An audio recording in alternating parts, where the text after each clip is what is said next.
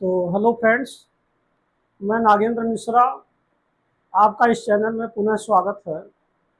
तो आज हम आपको बताएंगे ट्रांसलेशन का 7वां भाग और इसके अंतर्गत आप पढ़ेंगे इन्फिनेटिव के प्रयोग के बारे में।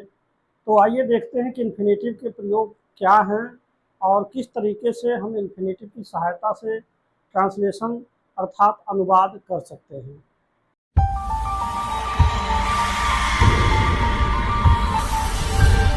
सबसे पहले आपको ये समझना है कि जैसे कि इन्फिनेटिव का प्रयोग आप पढ़ने वाले हैं और जिसका मतलब है कि टू प्लस वर्ब की फर्स्ट फॉर्म। अगर किसी भी वाक्य में जो वर्ब आई है और उस वर्ब से पहले टू लगा है और वर्ब की फर्स्ट फॉर्म आया है तो हम उसको इन्फिनेटिव कहते हैं और हिंदी में इसका हम ना नैनी अर्थ निकालते हैं। अब जैसे मान लीजिए यहाँ लिखा हुआ है कि वह पढ़ना चाहता है, तो इसमें पढ़ना में ना आ गया है, तो ये बनेगा आपका ना नैनी अर्थ दे रहा है, यही बनेगा इन्फिनेटिव। हमें पढ़ना चाहिए तो यहाँ भी पढ़ना आया। वह यह कार खरीदने को था, तो यहाँ आप देख रहे हैं ना ने नहीं आ रहा है। तो जहाँ पर भी ना ने नहीं आएगा, जैसे चला जाना, जैसे यहाँ देखिए आपका दिया हुआ है, अगर वह जल्दी किया होता तो गाड़ी पकड़ सकता था। तो ये तो उदाहरण दूसरा है, लेकिन फिलहाल ये आगे चल के आपको बताएंगे कि इसमें इन्फिनेटिव कैसे आ रहे हैं। दूसरी बात यह है कि इसमें जो दिया है ना ने नी, अगर किसी भी क्रिया का अर्थ ना ने नी आ रहा है तो हम उसको इन्फिनेटिव कहेंगे। अब बात आती है कि जो इन्फिनेटिव के प्रकार हैं, ये 3 तरह के मुख्य रूप से होते हैं। जैसे पहला आपका है सिंपल इन्फिनेटिव, तो जिसको हम कहेंगे टू प्लस वर्ब की फर्स्ट फॉर्म। अगर ऐसा वाक्य में मिले तो ये आपका सिंपल इन्फिनेटिव है। दूसरा है बेयर इन्फिनेटिव, इसका पहचान है कि यह केवल और केवल वर्ब की फर्स्ट फॉर्म जहाँ आए रहेंगे तो उसको हम कहेंगे बेयर इन्फिनेटिव। और एक तीसरा है जिसे परफेक्ट इन्फिनेटिव हम कहेंगे। तो परफेक्ट इन्फिनेटिव टू प्लस है प्लस वर्ब की थर्ड फॉर्म होती है। तो अब इनका हम प्रयोग किस तरीके से करेंगे, आइए उदाहरण से समझते हैं। तो एग्जाम्पल्स में जैसे पहला पहला आपका जो उदाहरण है वो ये कह रहा है कि वह पढ़ना चाहता है। तो अगर हम इसको अंग्रेजी अनुवाद करेंगे तो चूंकि यह प्रेजेंट के इंडेफिनिट टेंस में है, तो सबसे पहले हम यहाँ ही लिखेंगे और ही के बाद देखिए यहाँ वांट्स आ रहा है, ये प्रेजेंट इंडेफिनिट टेंस है तो ही वांट्स, वो चाहता है। और इसके बाद लिखना है पढ़ना, तो पढ़ने के अंग्रेजी टू स्टडी यहाँ हमने लिख दिया है, यानी कि वह पढ़ना चाहता है या अध्ययन करना चाहता है। तो ऐसी स्थिति में टू स्टडी आपका जो आया यही इन्फिनेटिव बन गया, टू स्टडी।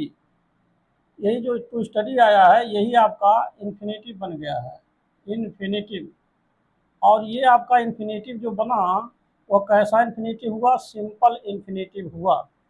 देखिए यहाँ सिंपल इन्फिनेटिव का पहचान है टू प्लस वर्ब की फर्स्ट फॉर्म, तो ये हो गया आपका सिंपल इन्फिनेटिव। दूसरा आपका है उदाहरण हमें पढ़ना चाहिए, तो यहाँ हम लिख रहे हैं कि वी शुड रीड, तो यहाँ जो रीड आ रहा है और यहाँ शुड आया, ये रीड आया, तो रीड आपका वर्ब की फर्स्ट फॉर्म है परंतु इससे पहले टू नहीं लगा। यहाँ देखिए स्टडी फर्स्ट फॉर्म वर्ब की फर्स्ट फॉर्म है परंतु इससे पहले टू आया, तब इन्फिनेटिव बना और सिंपल इन्फिनेटिव। परंतु यहाँ केवल वर्ब की फर्स्ट फॉर्म आया है तो यह भी इन्फिनेटिव है, लेकिन ये कौन सा इन्फिनेटिव है, ये आपका बेयर इन्फिनेटिव है। क्योंकि बेयर इन्फिनेटिव ओनली वर्ब की फर्स्ट फॉर्म ये जो है बताया गया है।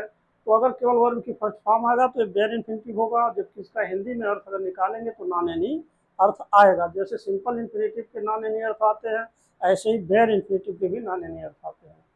अब दूसरी बात यह है कि जो आपका ये बेयर इन्फिनेटिव आया है ये कहाँ पर यूज होता है, तो इसके लिए एक नियम हमने यहाँ बताया हुआ है कि देखिए जो स्टार वाला लगा कि बेयर इन्फिनेटिव का प्रयोग केवल मॉडल्स यानी कि विल, शैल, अगर किसी भी वाक्य में विल आ जाए, शैल आ जाए, कैन आ जाए, मे आ जाए, वुड आ जाए, शुड आ जाए अथवा कुड आ जाए, माइट आ जाए, मस्ट आ जाए, जो भी मॉडल्स आएंगे इन्हीं के साथ हम बेयर इन्फिनेटिव लगाते हैं। तो इसमें से देखिए आपका शुड आया हुआ है, अगर शुड आया है तो इसमें से शुड मिल रहा है, तो शुड के आने के बाद जो भी वर्ब की फर्स्ट फॉर्म आएगी यानी इसके पहले टू नहीं लगेगा, अर्थात बेयर इन्फिनेटिव आएगा।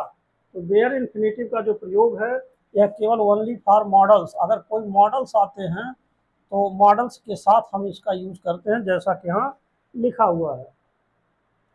अब एक बात आती है कि परफेक्ट इन्फिनेटिव क्या है भाई। अच्छा, इसी में एक बात और समझिए, वह यह कार खरीदने को था, यह भी जरा देखिए क्या है ये। तो इसको हम लिख सकते हैं he was to purchase this car.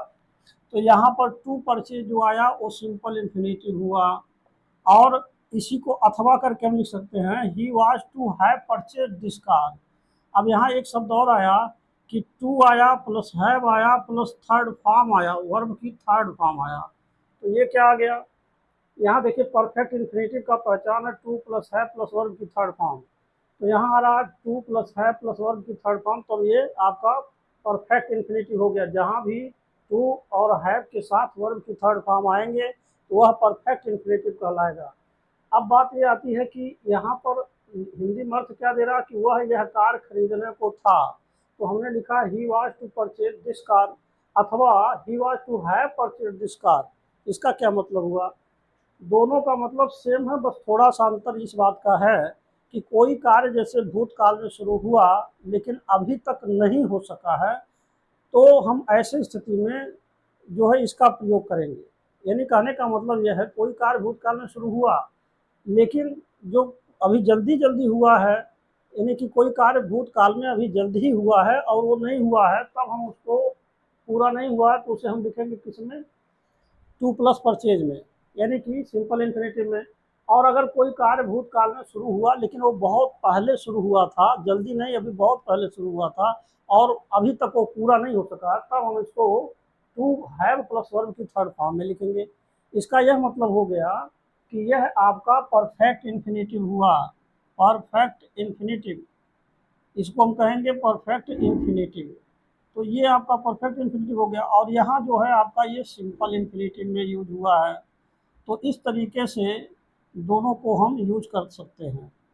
तो जैसा कि पिछले उदाहरण में पिछले जो वीडियो हैं उस वीडियो में भी मैंने आपको बतलाया है इस टू और है प्लस वन की थर्ड फॉर्म के बारे में, पिछला वीडियो में भी इस उदाहरण को दिया गया है। तो यहाँ हम थोड़ा सा और स्पष्ट करना चाह रहे हैं कि अगर कोई कार्य पास्ट टेंस में अभी जल्दी हुआ है और पूरा नहीं हुआ तो उसे सिंपल इन्फिनेटिव में लिखेंगे।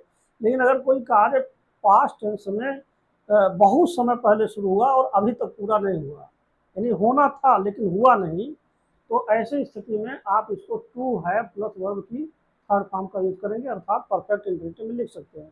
दूसरी बात यह है कि परफेक्ट इन्फिनेटिव का प्रयोग और कहाँ हो सकता है, जैसे यहाँ देखिए अगर कोई मोरल ड्यूटीज आते हैं पास्ट टेंस की, अगर कोई मोरल ड्यूटीज आता है पास्ट टेंस की, पास्ट टेंस में अगर कोई मोरल ड्यूटी जाते हैं तो ऐसे स्थितियों में भी हम यहाँ देखिए आर्ट टू लगाए गए हैं, फिर हैव है प्लस वर्ब की थर्ड फॉर्म है, तो वहाँ पर भी हम परफेक्ट इन्फिनेटिव का प्रयोग कर सकते हैं। जैसे तुम्हें स्टेशन चला जाना चाहिए था, अर्थात इसमें यह एक नैतिक कर्तव्य है कि तुम्हें स्टेशन चला जाना चाहिए था, तो वहाँ हम आर्ट टू हैव और प्लस वर्ब की थर्ड फॉर्म लगाएंगे, तो ought to have gone to the station हो जाएगा। और उदाहरण नंबर आपका जो है पांचवा जो दिया है, ये तीसरा और चौथा हो गया। पांचवा, अगर वह जल्दी किया होता तो वह गाड़ी पकड़ सकता था, तो यहाँ पर भी आप ध्यान देंगे इफ ही हैड हरीड तो he could have card the train, तो यहाँ कुड के बाद हैव आया और प्लस वर्ब की थर्ड फॉर्म। अर्थात जब कोई पास्ट टेंस की कोई ऐसी घटना जो काल्पनिक हो, यानी कि अगर ऐसा हुआ होता तो ये हो जाता, ऐसी स्थितियों में पहले वाले वाक्यांश को हम लिखेंगे पास्ट के परफेक्ट टेंस में और दूसरे में वुड हैव या कुड हैव के साथ वर्ब की थर्ड फॉर्म लगाएंगे। तो यहाँ पर देख रहे हैं कुड हैव के साथ वर्ब की थर्ड फॉर्म है, अर्थात यहाँ कुड जो आया आपका मॉडल्स आ गया है। तो अगर विल शैल और कैन में वुड शुड, और यहाँ देखिए कुड, अगर ये मॉडल्स आ गया है जो कुड यहाँ पर आया हुआ है, तो इसके बाद जो हैव आ रहा, फिर हम जो हैव लगा रहे हैं ना, ये वर्ब की फर्स्ट फॉर्म है। दूसरी बात है कि कुड हैव और प्लस वर्ब की थर्ड फॉर्म, अर्थात ये परफेक्ट इन्फिनेटिव का काम कर रहा। क्यों, क्योंकि कुड के बाद हैव आया प्लस थर्ड फॉर्म, और चूंकि कुड आने के नाते ये बेयर इन्फिनेटिव है, ये सिंपल यहाँ हम लगा नहीं सकते हैं, तो ये बेयर इन्फिनेटिव का यूज हुआ और बेयर इन्फिनेटिव प्लस वर्ब की थर्ड फॉर्म। और यहाँ टू नहीं लगा क्योंकि यहाँ पर आपका मॉडल्स आया हुआ है, ये जो कुड है ये आपका मॉडल्स है। तो इस तरीके से आपने देखा कि ये जो तीन तरह के simple sentence, simple infinitive, bare infinitive और परफेक्ट इन्फिनेटिव क्या हैं, इसका उदाहरण मैंने आपको समझा दिया। अब एक बात आता है कि जो सिंपल इन्फिनेटिव है ना, या जो इन्फिनेटिव्स हैं चाहे सिंपल हो, बेयर हो अथवा परफेक्ट इन्फिनेटिव हो, हम इनका प्रयोग किस तरीके से करेंगे, तो इसके बारे में आप समझिए कि इनका प्रयोग निम्न 5 तरीके से करते हैं, जैसा कि यहाँ लिखा हुआ है नोट में। अब आप देखिए नोट एक शब्द लिखा है कि इनका प्रयोग हम निम्न 5 प्रकार से करते हैं। जैसे पहला है सब्जेक्ट टू ए वर्ब, दूसरा ऑब्जेक्ट टू ए वर्ब, तीसरा आपका है कॉम्प्लीमेंट टू ए वर्ब, चौथा ऑब्जेक्ट टू ए प्रीपोजिशन और पांचवा आपका है केस इन एपोजिशन। दूसरे शब्दों में आप ये कह सकते हैं कि जो इन्फिनेटिव है ना, उसका प्रयोग हम 5 तरीके से करते हैं। तो अब उन 5 तरीके से कैसे कैसे होता है इन्फिनेटिव का प्रयोग वाक्यों में, अब उसके बारे में आप समझेंगे। तो अब हम उस उदाहरण को समझाएंगे। तो अब आप देखिए, सबसे पहले इन्फिनेटिव का प्रयोग सब्जेक्ट के रूप में कैसे होगा, इसके बारे में हम आपको बताएंगे। तो जैसे कि पहला उदाहरण इसमें दिया हुआ है कि जैसे सुबह सुबह उठना अच्छा होता है, तो सुबह सुबह उठना इतना आपका सब्जेक्ट बन रहा है। और अगर ये सब्जेक्ट है तो इसीलिए लिखा to rise up in the morning is good. तो ये हो गया आपका टू राइज अप, इतना आपका बन गया सिंपल इन्फिनेटिव है, ये सिंपल इन्फिनेटिव है।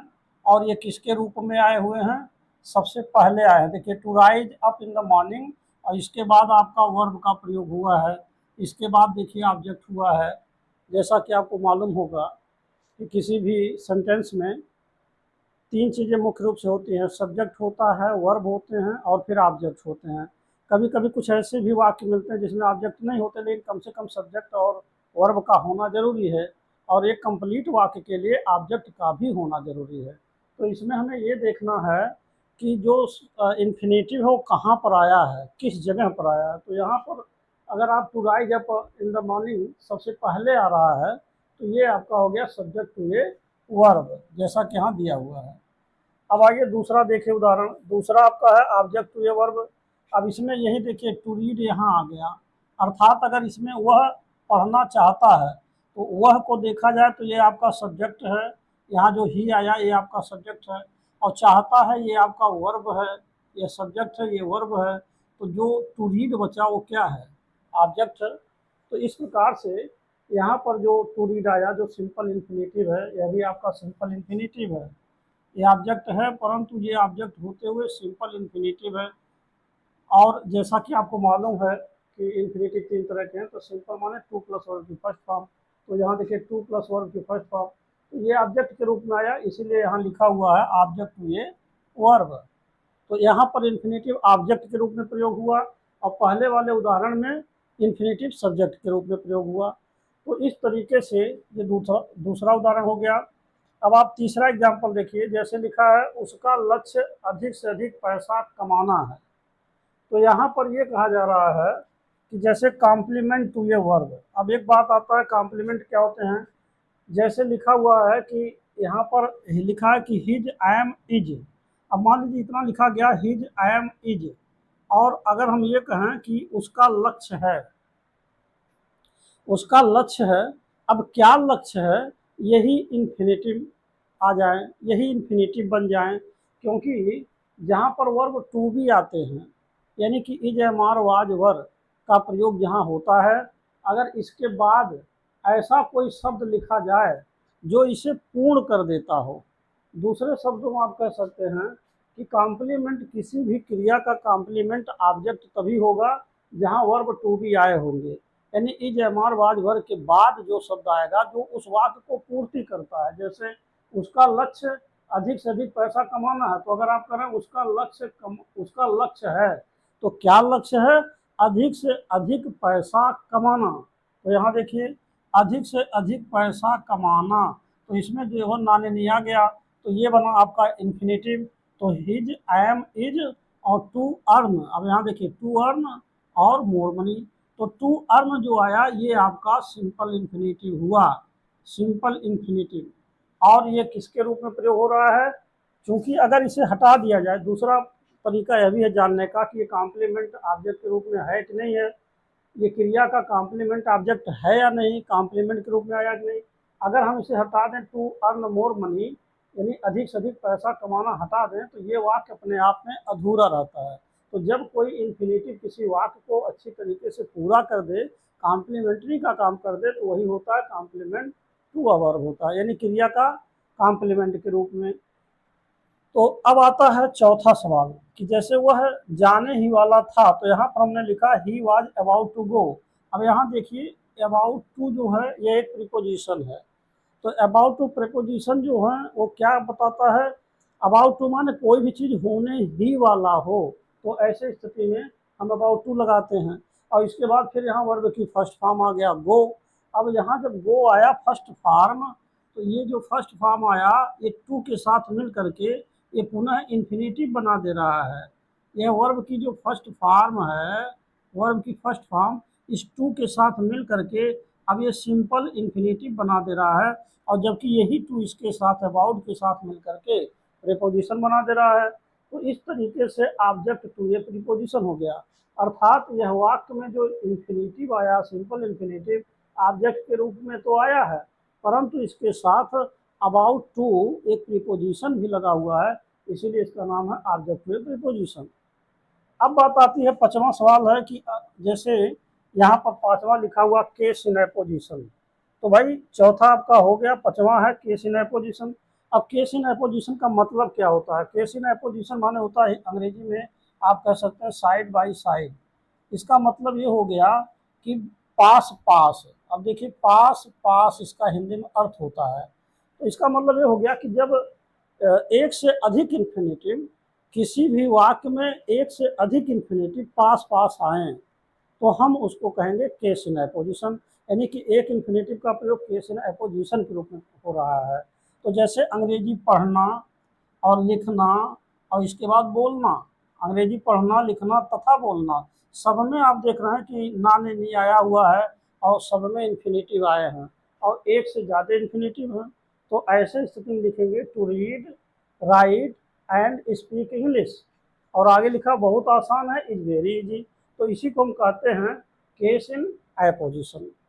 तो अब एक बात ये समझना जरूरी है कि चाहे आपका मान लीजिए सिंपल इन्फिनेटिव हो, चाहे बेयर इन्फिनेटिव हो, चाहे आपका क्या नाम परफेक्ट इन्फिनेटिव हो, और इन सभी इन्फिनेटिव्स का प्रयोग मुख्य रूप से 5 तरीके से होता है।